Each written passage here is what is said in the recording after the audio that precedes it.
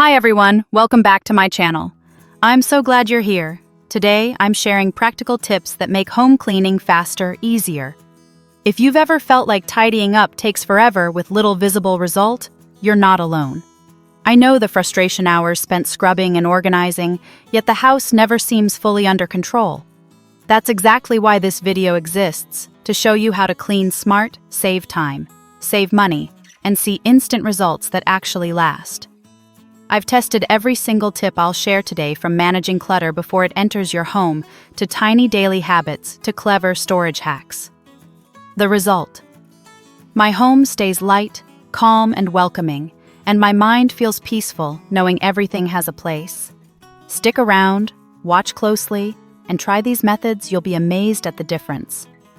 Don't forget to like, subscribe, and turn on notifications so you never miss more of these life-changing cleaning tricks.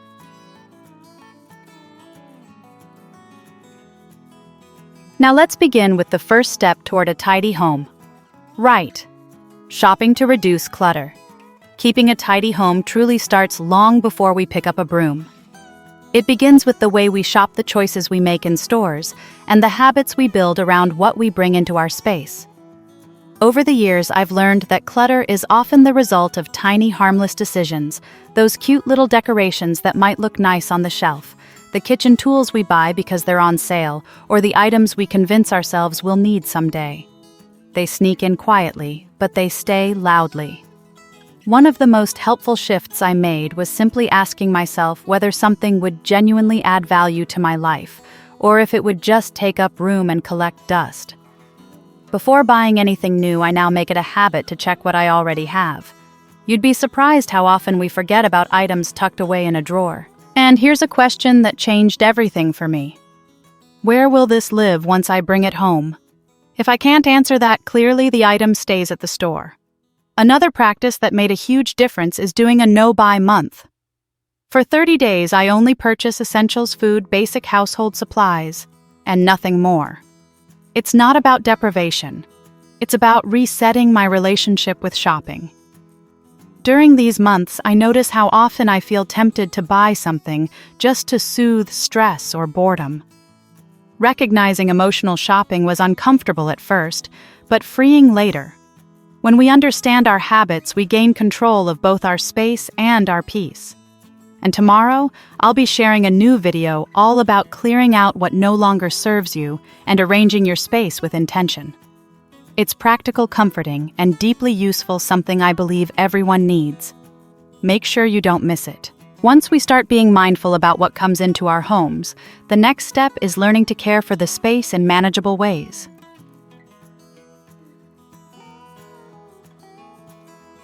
Next, we'll explore cleaning in small steps. The moment we break it down into small, gentle tasks, everything becomes lighter and far more manageable. For a long time, I used to wait for the perfect day to clean, usually a weekend I hoped would magically give me 6 hours of uninterrupted energy. That day rarely came, and the mess grew quietly in the background. Eventually, I realized that real cleanliness isn't built in a single marathon session.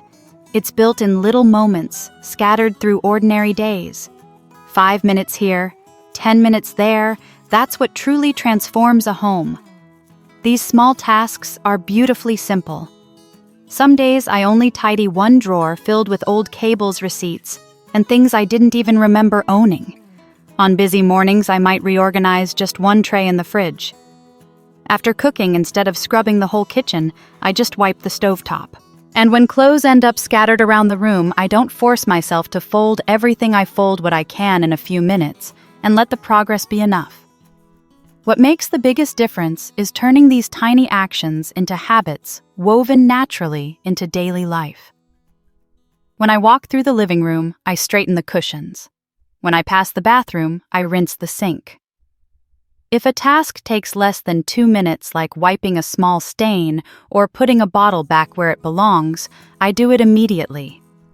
These little resets prevent small messes from growing into the kind that drains your energy. Over time, these miniature moments of care become something comforting, almost like quiet conversations with your home. You start to notice that the house responds. It stays lighter, calmer, easier to breathe in. And suddenly, cleaning no longer feels like a burden. It feels like a rhythm. Tiny, consistent actions work wonders in every room, but some spaces need a little extra attention.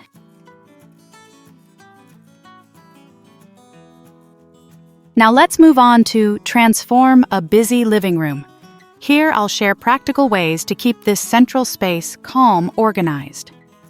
The living room is the first place people see, and often the first place where clutter quietly settles. It's the heart of the home and also the easiest space to lose control of if we don't guide it gently. I've noticed that the living room tends to gather the things we drop just for now. A coat that doesn't make it back to the closet, a bag left on the sofa after a long day, the TV remote wandering between cushions or magazines slowly building up on the coffee table. None of these things look messy on their own, but together they create a subtle heaviness that makes the whole room feel chaotic. So I learned to create small zones where everything has a home. The remote controls, for example, live in a small tray on the table. The sofa blanket is always folded and placed inside a fabric basket. And the coffee table stays clear except for 2 or 3 intentional items, a candle, a book I'm actually reading, or a small vase. These tiny decisions protect the room from turning into a storage area for random objects. Hidden storage furniture helps more than people realize. A coffee table with drawers or an ottoman with a storage compartment can hold items you want nearby but not in sight. And on days when life gets too busy and clutter creeps in, I rely on my 1-minute rescue basket. I simply toss anything that doesn't belong in the living room into the basket, then put things back where they belong later. This quick reset has saved my sanity more times than I can count. Wiping down surfaces daily, just 30 seconds with a damp cloth, keeps the room fresh even when I don't have time for deeper cleaning. I also avoid collecting too many tiny decorations because they gather dust fast and make cleaning harder than it needs to be. A small trash bin in the corner helps keep wrappers, tissues, and paper scraps from being left around. With small habits like these, the living room stays open, welcoming, and calm, a space you can walk into and breathe deeply. When you've tamed the living room, it's amazing how much more intentional your other spaces can feel.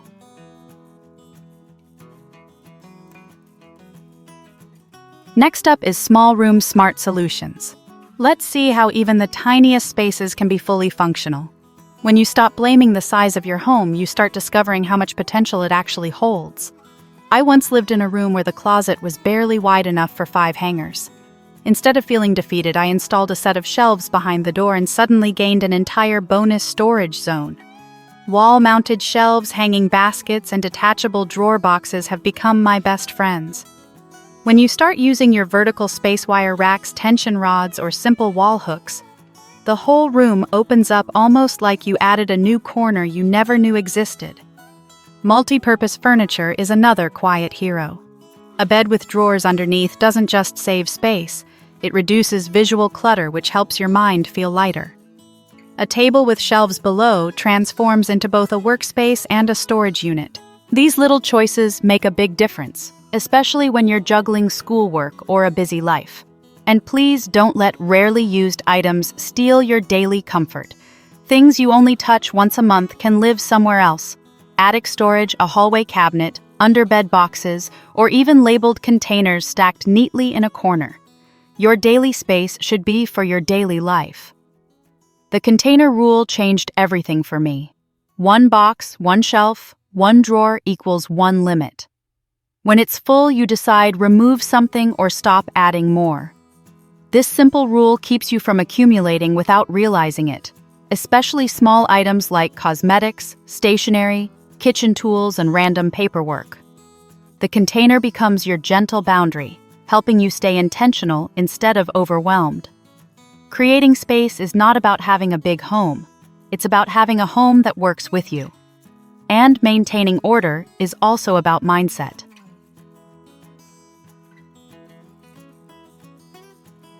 Right now, we're diving into the mood-saving guide.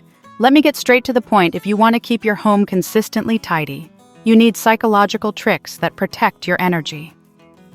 The trick that changed my life is the 2-minute rule. If something takes less than 2 minutes, I do it immediately. It sounds simple, almost too simple, but this tiny discipline prevents chaos from snowballing. fluffing the sofa pillows, putting my jacket back on the hook, or rinsing a single bowl. These little tasks decide whether my home feels calm or overwhelming. When you handle them right away, clutter never gets the chance to grow teeth. Then there's the rule I used to resist. If you touch it, finish it. Once your hand is already on the item, return it to its place instead of setting it down just for now. I used to place things temporarily everywhere, and those temporary spots became long-term piles. Changing this one habit made my home noticeably lighter.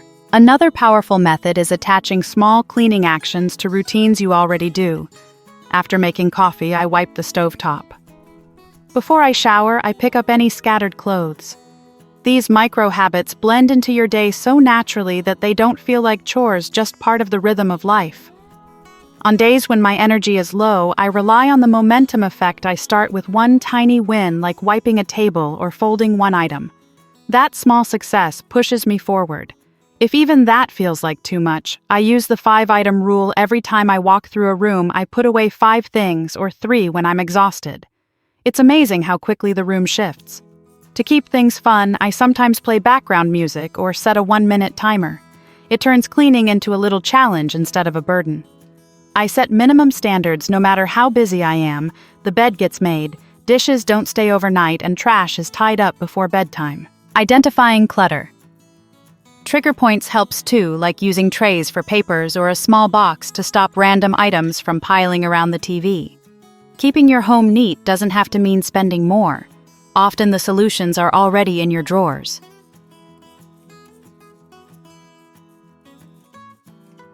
Now let's talk about saving space and money. I'll share simple, budget-friendly ways to repurpose what you already have. Organizing doesn't always require fancy containers or expensive storage systems.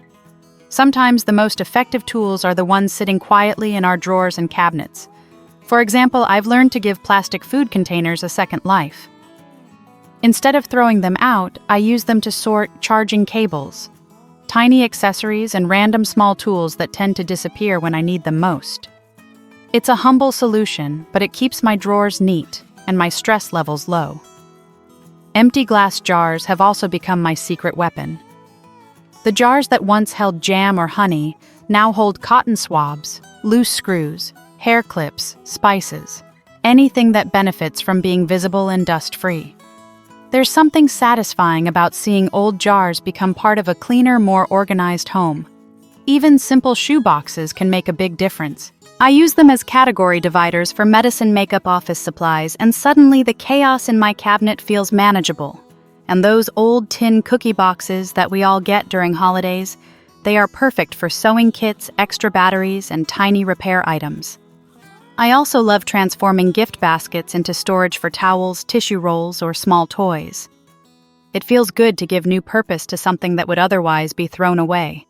Old t-shirts are another quiet hero. I cut them into cleaning cloths for the kitchen or use them to wrap fragile items when moving things around the house. And old newspapers. They make excellent liners for trash bins, drawers, or for wrapping anything breakable. Even empty spray bottles can become useful again after a good wash. They turn into perfect mini watering bottles for plants. But there's one rule that keeps this method from turning into clutter. Only keep items you can use immediately or within 30 days. Saving too much just in case will only create the very mess you're trying to avoid. Smart reuse is intentional, not hoarding. Repurposing items is just one part of a calm home. Another key is knowing what truly belongs in your space.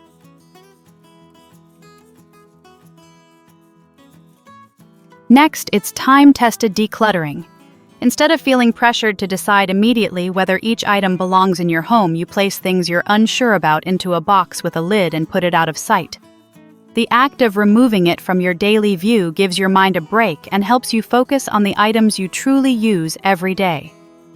After 90 days, you return to the box. The results are always enlightening. Items you completely forgot about.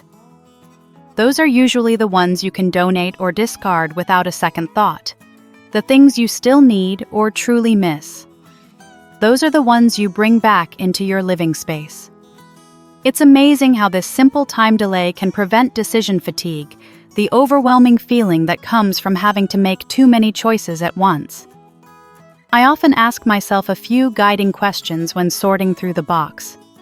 Did I forget this even existed helps identify items that have no real purpose in my life. If I lost, would I need to replace it immediately?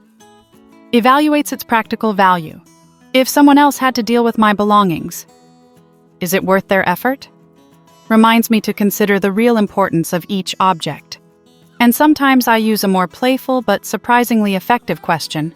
Would I be willing to clean this if it got really dirty? It may sound extreme, but it highlights which items are truly meaningful or functional in daily life. Using a 90-day box has transformed the way I approach decluttering. It's not about forcing tough decisions in a single session or feeling guilty for keeping too much. It's about creating space both physically and mentally and letting time help reveal what actually matters. In the end, my home feels lighter, calmer, and more intentional, and I feel in control rather than overwhelmed.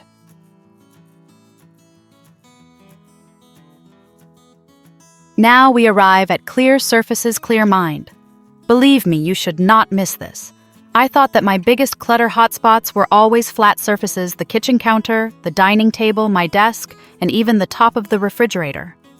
Things tend to gather there if you don't pay attention, forming what I call clutter magnets. Over time, those piles create stress, even if the rest of the room is tidy. So I started turning it into a habit to deal with anything that lands on a flat surface immediately, even if it's just for a few seconds. One practical trick I use is a temporary basket or bin. Whenever I see items that don't belong, TV remotes, keys, bills, small toys, I toss them into the basket. Later, I return each item to its proper place. This small step keeps surfaces visually clear while giving me control over where everything goes. Even on days when I don't finish a full cleaning session, the home still feels airy, neat, and inviting. Over time, this practice became almost automatic. I've realized that maintaining flat surfaces is not about perfection. It's about creating a sense of order that your mind can rest in. It's amazing how a few minutes of attention each day can make a room feel open, fresh, and truly welcoming.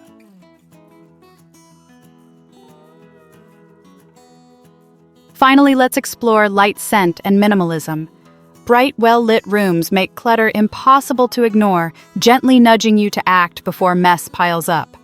Natural sunlight streaming through windows or well-placed lamps instantly makes a space feel fresher and cleaner. Scent is another subtle but powerful tool. Lighting a scented candle or using a diffuser while tidying doesn't just mask odors, it makes the room feel cared for and can actually reduce the stress of cleaning. Pair this with minimalist colors for storage boxes and shelves, and even a modest collection of items looks neat and organized. Labels have been a game changer in my home. Clearly marking bins and drawers ensures that everyone knows exactly where things belong, so items are returned to their proper place. I also like to tidy by category rather than room, inspired by KonMari clothes, papers, accessories. Grouping them helps prevent overlooked clutter.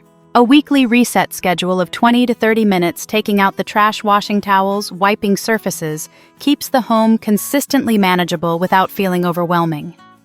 Other small shifts make a big difference, reducing disposable items like plastic bags, keeping a basket for things that need to be returned elsewhere, and investing in fewer but higher quality decorations. These habits cut down on clutter and waste, making a tidy home feel achievable rather than exhausting.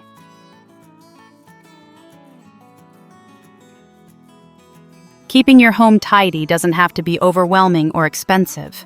From mindful shopping to small daily habits, from clever storage hacks to decluttering with intention, each tip we've shared today helps you save time, money, and energy while seeing quick, satisfying results. I encourage you to try these methods in your own space, even one small change at a time.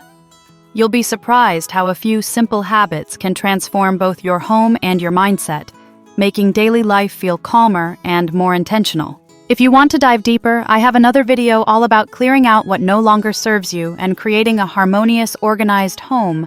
Think of it as your complete guide to thoughtful decluttering and practical organizing. Don't miss it.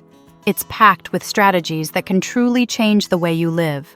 And if you found these tips helpful, please like, share, and subscribe. Share these ideas with friends and family. Anyone can benefit from practical, stress-free ways to create a home that feels open, fresh, and easy to enjoy every single day.